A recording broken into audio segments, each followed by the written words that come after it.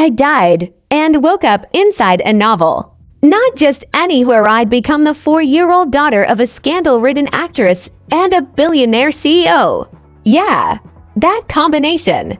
On a reality TV parenting show, everyone treated my mom like she was public enemy number one.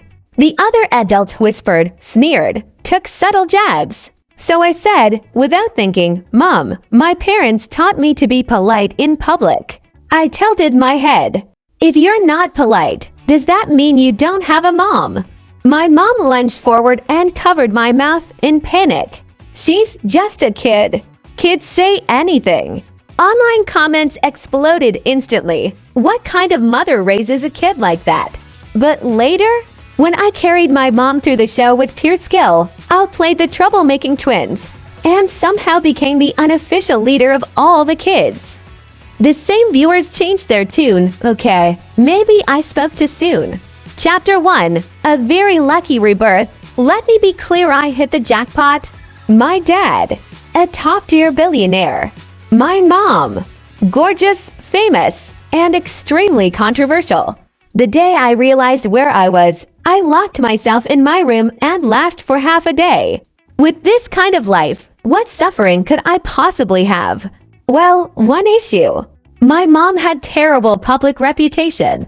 The second she appeared anywhere, she got attacked online. And yet she still kept taking jobs, even when she knew it would backfire. Chapter 2. The Deal. One day after kindergarten, which, by the way, is psychological torture when you have an adult mind, my mom hugged me and said, "Sweetie, mommy got a TV show. Want to come have fun with me?" Fun. I lit up immediately. Anything was better than kindergarten. Contracts were signed. Then my dad called an emergency family meeting. "Do you really have to take this job?" he asked. My mom held up the contract. "Canceling costs $5 million. Silence. Then my dad leaned back and smirked. "I'm not broke." Chapter 3. Enter reality TV. The show started filming at our temporary house. Cameras, crew, live broadcast. No edits, no filters. Which meant one thing, people were waiting for my mom to mess up. So I made sure she didn't. When the crew asked to film the house, I led them straight to her bedroom, then blocked the door. "Not this room." I looked dead serious. Mom works really hard taking care of me. She needs rest. Because I knew exactly how this show worked. In the original story, my mom got turned into the bad comparison against a perfect, wholesome celebrity mom. That woman became wildly popular. My mom got cyberbullied into quitting the industry. Not this time. Chapter 4. The chaos begins. At the filming location, the other families had already formed their little circles. So instead of forcing my mom into awkward conversations, I tugged her sleeve. "I'm tired. I want to sit." She instantly forgot everything and carried me over. Smart move? Observe first, act later. Then came the first incident. I was eating a cheese stick when one of the twin boys ran over. "What are you eating?" I waved it and popped it straight into my mouth. He burst into tears. My mom quickly gave him another one, but that triggered a full-blown twin fight within seconds. Their mom, a famous singer, stormed over. "You gave him that." Her tone was sharp. "You're doing this on purpose, aren't you?" Trying to get attention, I stepped forward. "Are you yelling at my mom?" Chapter 5. Turning the tables. The room went quiet. Every adult turned to watch.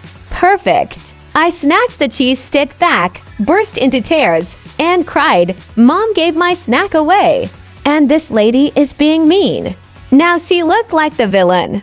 The director quickly stepped in to smooth things over. Online viewers were already arguing. Was my mom wrong? Was the other mom overreacting? Good. Confusion works in our favor. Chapter 6. Cooking Disaster. Next challenge, cook your own lunch. Problem: neither of us can cook. At all. We chose scrambled eggs with tomatoes. Simple, right? Wrong? Should we add salt or sugar? I asked. My mom thought for a second. Both, Are you sure? She nodded confidently. The result: a dish so horrifying the director later wrote on a whiteboard, "Do not let this family near a kitchen again."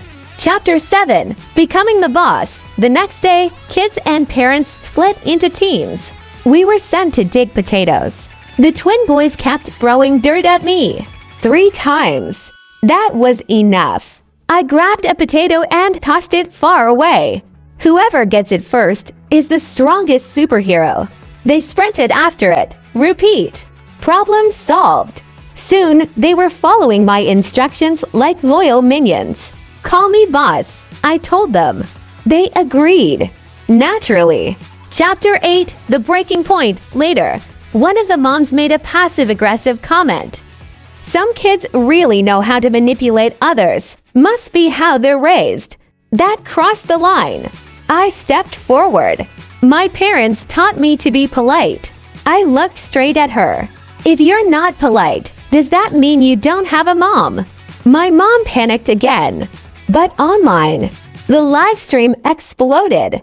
Chapter 9. Truth comes out. Things escalated. Accusations. Misinterpretations. Then we checked the footage. Turns out I was right. The twins apologized. But the real twist: while all this was happening, news broke online. My dad publicly released a statement. Their marriage, completely legitimate. No scandals. No sleeping her way to the top. Lawyers got involved. The narrative flipped overnight. Chapter 10. Exit. We left the show early. The damage had already reversed. On the way home, I proudly said, "I protected Mom." My dad glanced at me. "You could have done better." I froze. "What about kindergarten?" He smiled. I watched the show. "Your math is pretty good." "That's not from kindergarten." "Well," he said calmly, "sounds like you should learn even more." I collapsed into my mom's arms. No overachieving parenting. I refused to go back to school. Because apparently, even in a billionaire family, you still can't escape education.